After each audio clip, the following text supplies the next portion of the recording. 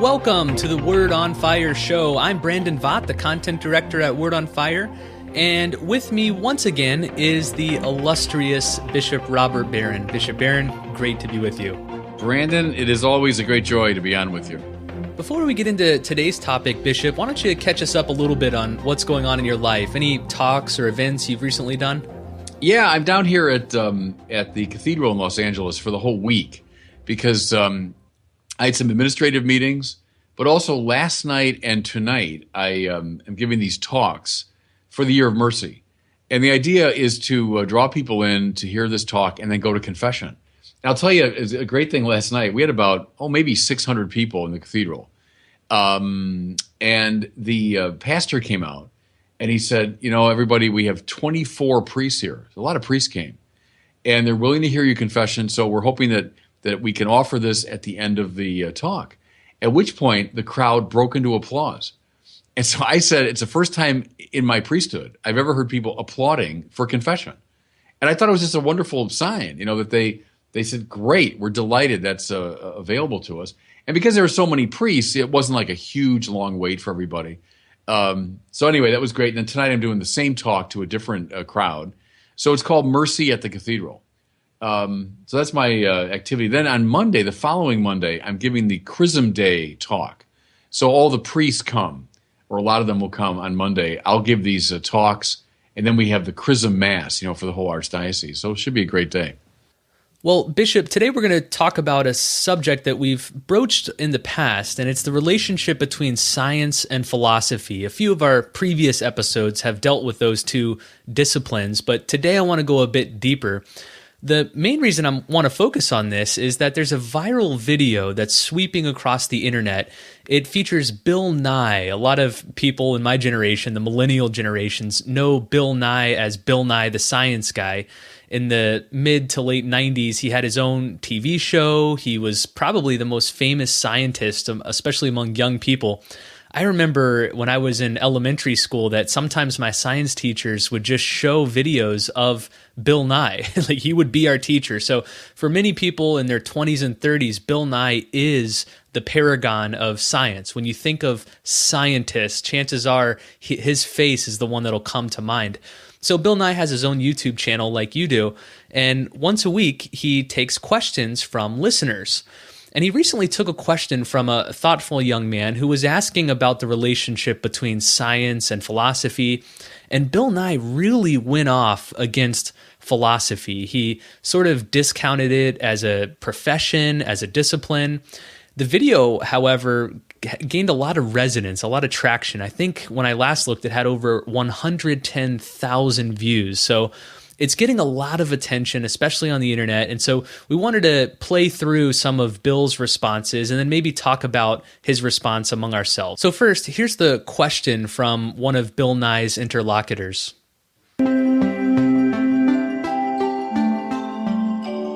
Hey Bill, Mike here. I'm a philosophy major in college right now, and I'm looking for your opinion on the subject. Some of the scientists like Stephen Hawking and Neil deGrasse Tyson have brushed it off as a meaningless topic. I'm just wondering about your thoughts on the subject.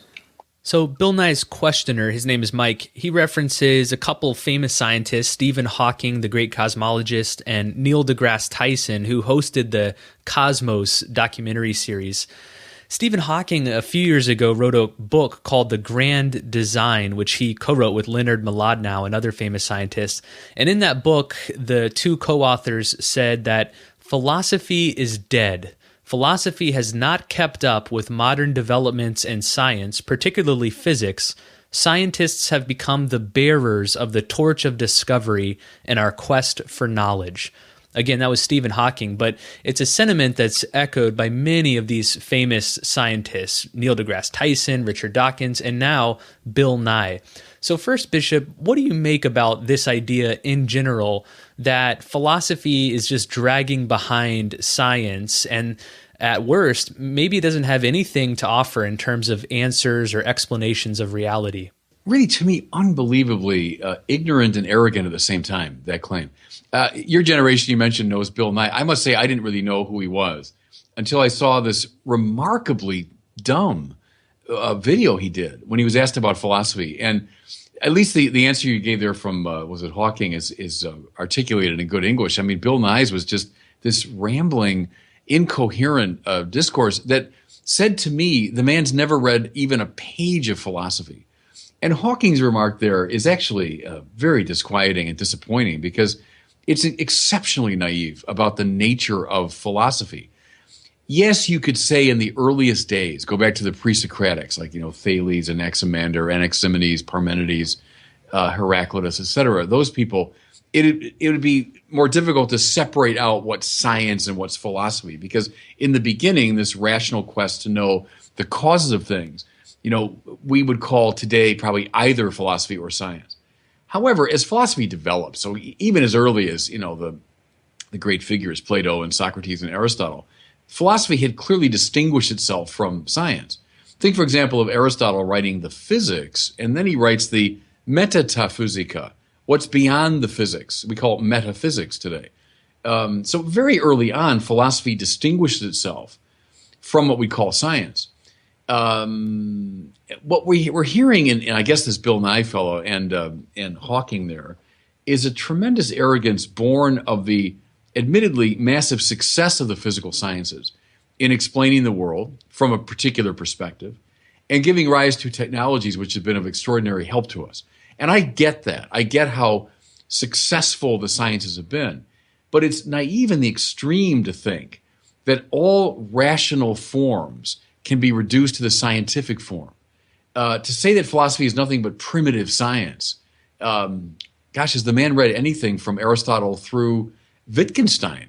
I mean, there are people certainly in the 18th, 19th, 20th centuries that were well aware of the developments of the physical sciences, but didn't think for a second that philosophy was obsolete. I mean, tell Hegel that, tell Heidegger that, tell Wittgenstein that, tell Jacques Derrida that. People that were well aware of the developments of the modern sciences, but still knew that philosophy has its own integrity and rational contribution to make. Well, I'd like to turn now to Bill Nye's answer to this question that he received about science and philosophy. This video he recorded, which is about 3 minutes long, again, has gone viral. It has over 100,000 views. And I want to say right at the beginning that it's somewhat incoherent, a little muddled. It's difficult to understand exactly what he's getting at, but I'd like to play it in chunks, and then you and I can discuss it together, Bishop. So here's how Bill Nye begins his answer about philosophy and science. Mike, this is a great question. I'm not sure that Neil deGrasse Tyson and Richard Dawkins, two guys I'm very well acquainted with, have declared philosophy as irrelevant and blown it off, in your term. I think that they're just concerned that it doesn't always give an answer that's surprising. It doesn't always lead you someplace that is inconsistent with common sense. Now you're shaking your head there, Bishop, so I'm guessing you disagree. Well, yeah, I mean, just on the face of it, how silly that is to say. I mean, what philosophers are known for from Socrates on is precisely a challenge of common sense, precisely a challenge of what's ordinarily accepted, precisely not paying homage to ordinary opinions. Socrates is always trying to stir people out of a common sense perception of things to a deeper vision. That philosophy doesn't challenge our ordinary conceptions. Give me a break. From Socrates to Wittgenstein, it seems to me that philosophers do that all the time. So next, Bill Nye proposes some of the philosophical questions that he does find interesting. And it often gets back to this question: what is the nature of consciousness? Can we know that we know? Are we aware that we are aware? Are we not aware that we are aware? Is reality real or is reality not real? And we are all living on a ping pong ball that's part of a giant interplanetary ping pong game, but we cannot sense it. These are interesting questions. But the idea that reality is not real or what you sense and feel is not authentic is something I'm very skeptical of. I mean, I think that your senses and the reality that you interact with light, heat, sense of touch, taste, smell, hearing, absolutely hearing, these are real things. So what do you think he's getting at here, Bishop? I don't know. It's so muddled. I don't know what he's getting at because there's a whole tradition within philosophy, especially in the West, that strongly agrees that the senses give access to reality. Aristotle says, Aquinas follows him, many others. Knowledge begins in the senses. Someone like Descartes, raised some of the anomalies about sense experience, but see, that's a properly philosophical question. Sometimes we are deceived. Sometimes there are illusions. Sometimes the senses don't tell us the deepest truth. So you have to come to grips with that. But see, that's a philosophical type question, namely, what's the nature of the real? But the claim that somehow philosophy is not grounded in the senses or doesn't take sense experience seriously, what it does is it presses the question as far as you can rationally, the question of why. Science tends to ask a lot of how questions. It does ask why questions as well, but philosophy presses the why question as far as it can go rationally. But that it doesn't begin with the senses or it systematically doubts the reality of sense experience. Tell that to John Locke, who was an empiricist. Tell that to Aristotle. Tell that to Thomas Aquinas. Tell that to Heidegger. I mean, I don't know any serious philosopher, who would systematically set aside sense experience. So I'm not sure what he's driving at. And then the whole world is a ping pong match. I mean, where is that coming from? He's maybe gesturing toward, in a very unsophisticated way, some of these issues around sense experience. Now, what he began with there is a legitimately philosophical question. What's the nature of consciousness? Call it a branch of epistemology. That's not, by the way, biology or chemistry. It's not. That is not a biological or chemical question. That's a meta question about the nature of knowing. So fine, that's a properly philosophical question. He didn't begin to give a coherent answer to it. And then the thing about sense experience, I just don't know what he's driving at there. What do you think about this idea that it seems to me is hidden behind much of what Bill Nye is saying, that philosophy asks these questions where the answer is somewhat contested? So questions like, what's the nature of consciousness? Well, there's a lot of epistemological views on that, where many scientific questions, such as questions about the laws of gravity, because they're empirically verifiable, they're not as contested. So there seems to be this idea that unless there's consensus about an answer, that we can't know any truth about that particular realm. Do you sense that at all in Bill Nye's answers? Well, yeah, but I mean, first of all, there are a lot of things contested among scientists. I mean, look especially at the high theoretical scientists. There's a lot of disagreement, it seems to me. Or look at how the Newtonian universe has succeeded, or go back to Ptolemy and Copernicus, succeeded by Newton, succeeded by Einstein. I mean, there's a steady process of agreement, disagreement, novelty within the sciences. But more to it, philosophy is a hard discipline. These are really complex, subtle questions. Are we surprised, therefore, that there's a lot of disagreement? I mean, among historians, there's disagreement. I don't know any academic discipline that isn't marked by a certain amount, even a great amount of disagreement. But I'd say with philosophy, it's precisely because of the difficulty of the questions and that they can't be so easily resolved. It's, again, let me stress, relatively easier to resolve a scientific question than a philosophical one. It doesn't mean philosophy is useless or it's irrational. I'd say just the contrary. It's the pursuit of the rational at the deepest level, you might define as the philosophical. So Bill Nye continues his roving answer.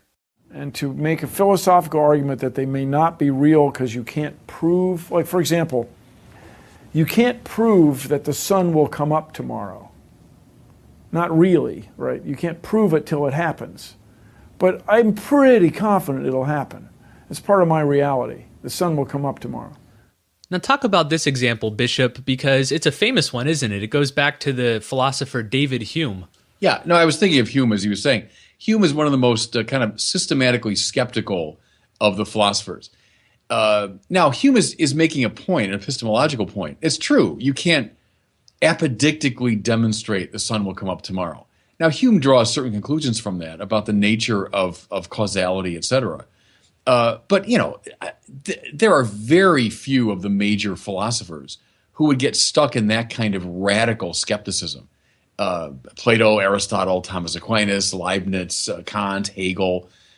So to say that that's somehow a mark of serious philosophizing is to take the most skeptical of philosophers as normative.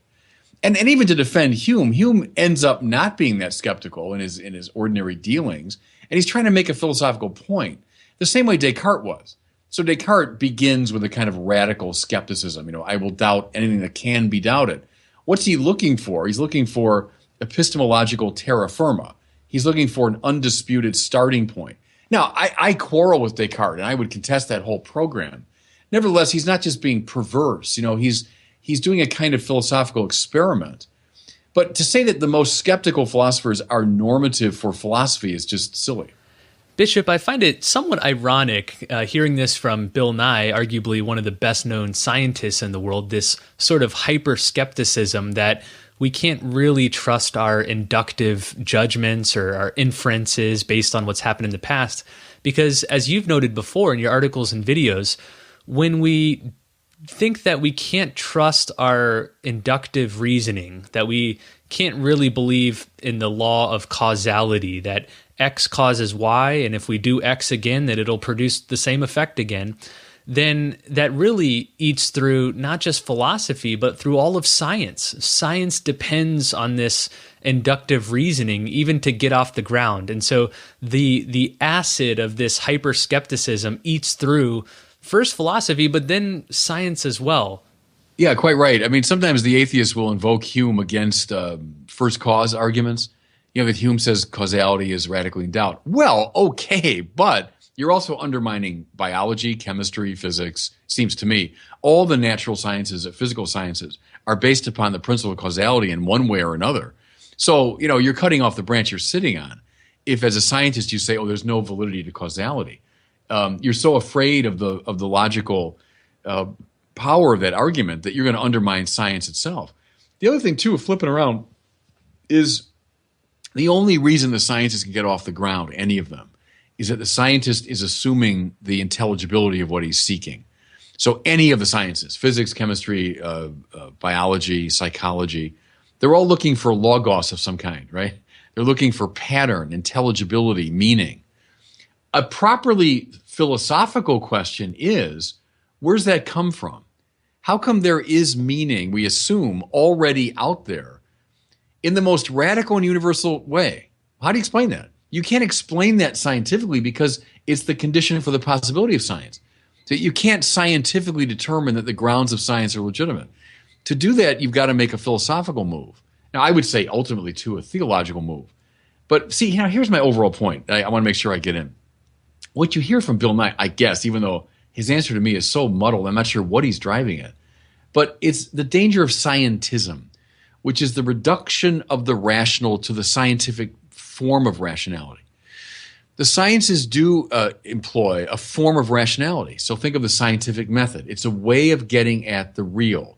It's a way of uncovering the intelligibility of nature. Okay. Observation followed by hypothesis, followed by experimentation, followed by repetition of the experiment, etc. The scientific method. Valid? Yes, absolutely. Has it produced great results? Absolutely. Is it the only way to be rational? See, and that's the fulcrum now. And I would say emphatically no, because the sciences can't shed light on a whole range of questions that human beings find intensely interesting. What's the beautiful? What makes something morally right or wrong? What's the nature of reality? What does it mean to be true? What is consciousness? There's all sorts of questions that philosophers ask in a rational way, but they're not going to follow the scientific method because it wouldn't apply in those cases. Rather, a different type of rationality is followed. Now, you want to know what that is? Read everyone from Aristotle to Wittgenstein, and you'll find a whole different approach to reality. Just as rational as the sciences, but not reducible to the sciences. That's the fulcrum of our problem here. You mentioned the famous philosopher René Descartes, who is widely considered the father of modern philosophy, and it's to Descartes that Bill Nye turns his attention next. And so philosophy is important for a while, but it's also I get where Neil and Richard might be coming from. I call him Richard.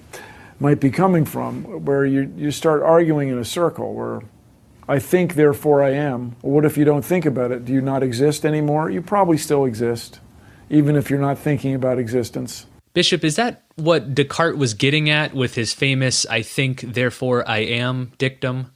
Well, no. I mean, he was, again, doing a kind of experiment, if you want, to uncover the indubitable starting points of any rational project. So Descartes wanted to find out, is there terra firma amidst all the things that can be doubted?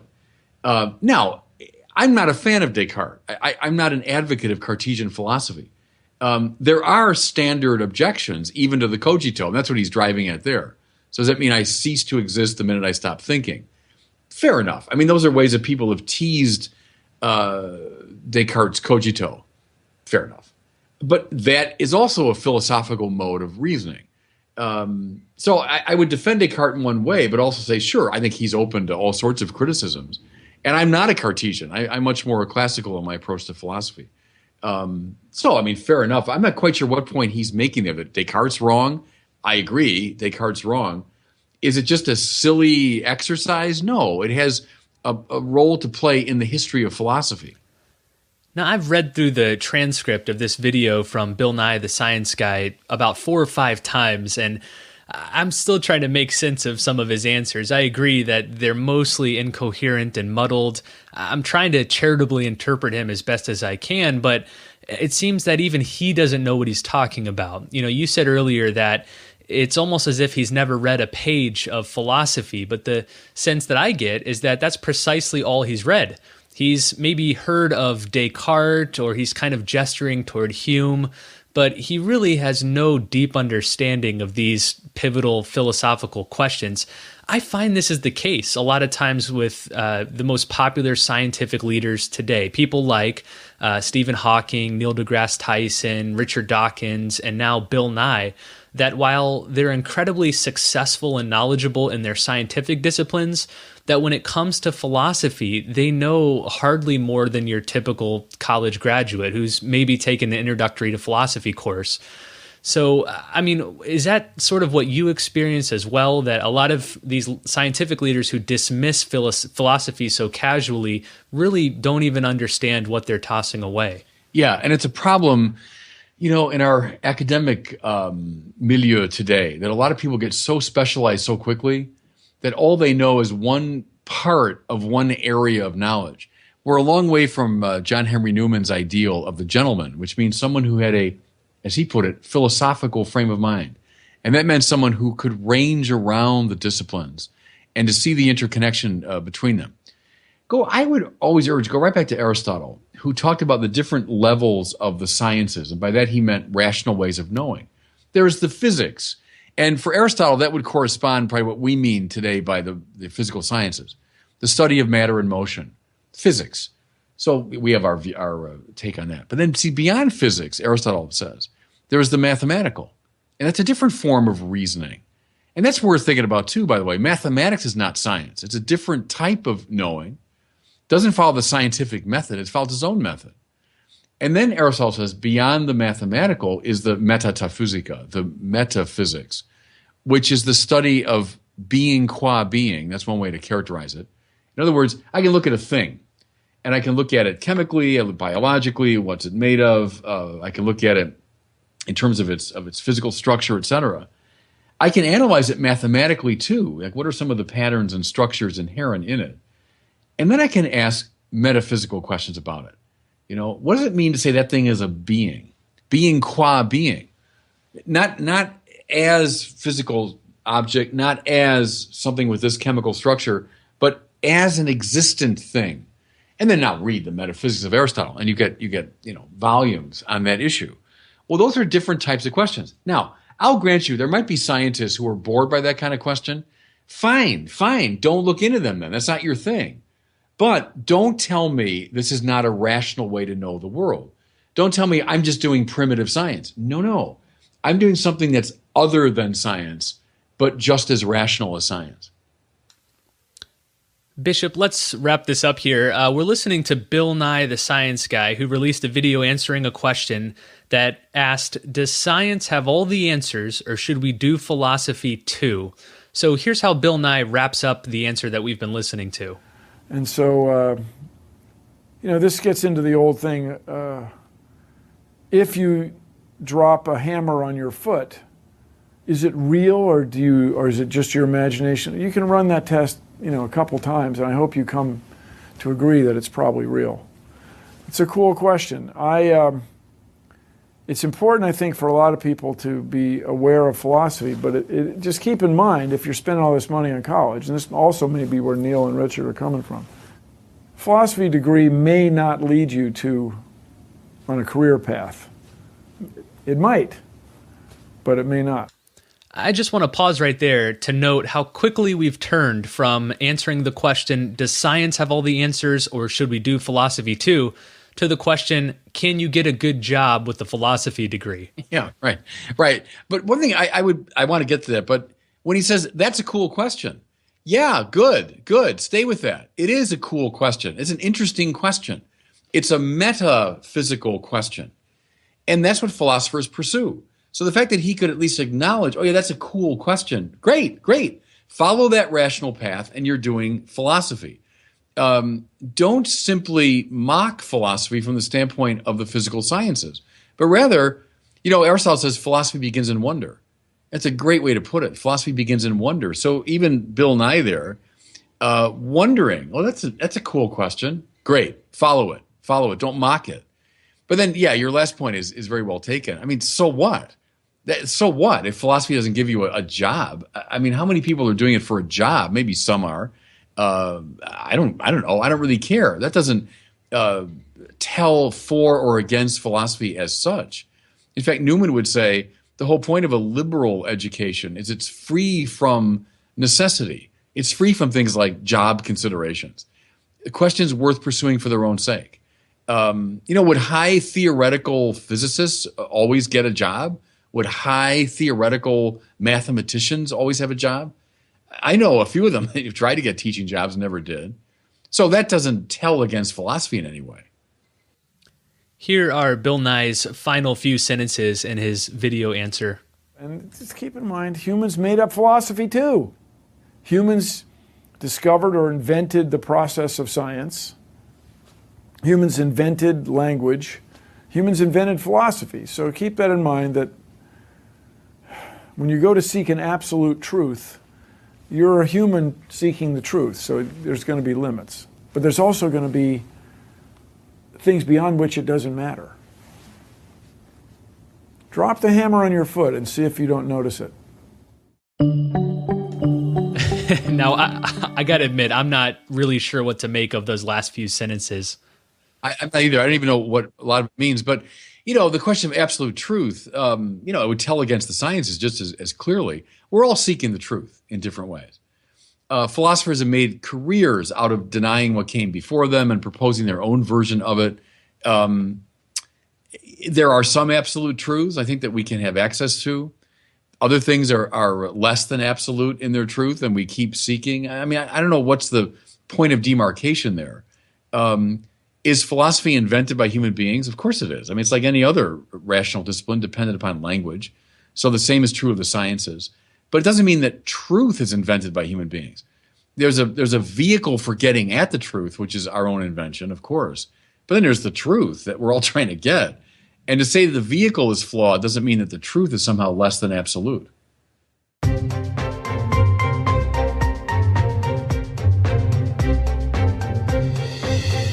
Well, it's time for our weekly question from listeners like you. If you have a question for Bishop Barron, just visit askbishopbarron.com and you can record your question on your phone, your computer, or your tablet.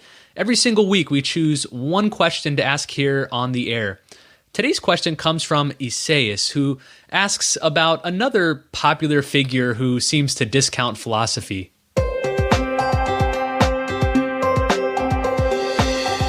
Bishop Barron, I love your writings and your talks and your short videos.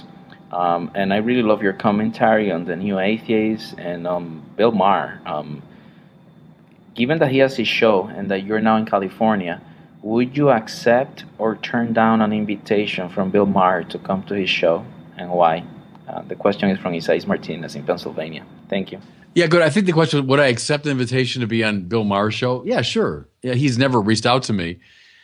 He tends, in my experience, to have people on talking about religion who don't know a lot about it, really, and can't defend it. And so it's often a straw man exercise. He's had Ross Douthat on, and, I think Ross did very well with him. So, yeah, I mean, I'd be willing to go on if he reached out to me. He hasn't yet.